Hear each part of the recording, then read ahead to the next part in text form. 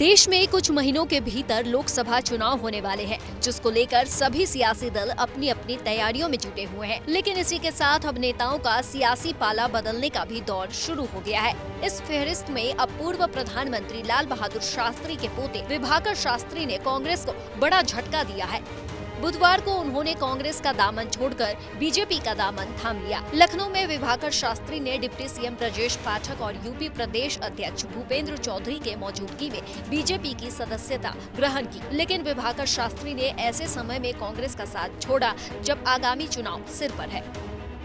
BJP में शामिल होने के बाद विभाकर शास्त्री ने बीजेपी के शीर्ष आला कमान का धन्यवाद किया। कहा, जो लाल बहादुर शास्त्री जी का विजन था वही बीजेपी का है, इसलिए मैं इस विजन को पूरा करने के लिए यहाँ आया हूँ। लाल बहादुर शास्त्री जी का वो नारा, वो देश की तरफ वो जो विजन है, जय जवान जय किसान जय विज्ञान जय अनुसंधान को बढ़ाने का, उस विजन से जुड़ने के लिए मैं भारतीय जनता पार्टी में आया हूँ।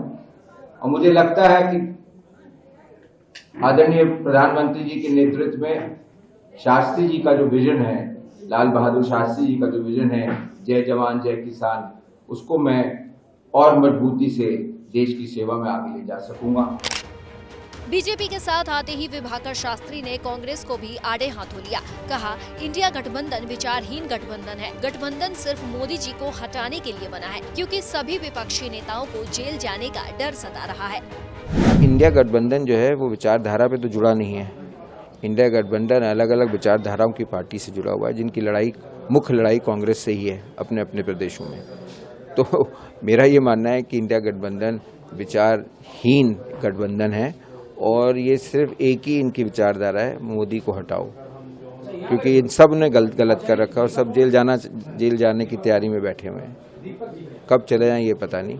तो मोदी जी को हटाने की बस एक मुहिम है इनकी, जो वो एक विचारधारा जिसमें वो जुड़े हुए हैं, वरना उनकी विचारधारा मुझे नहीं लगता किसी भी तरीके से मेल खाती है। राहुल जी कहते हैं बार बार कि विचारधारा की लड़ाई है।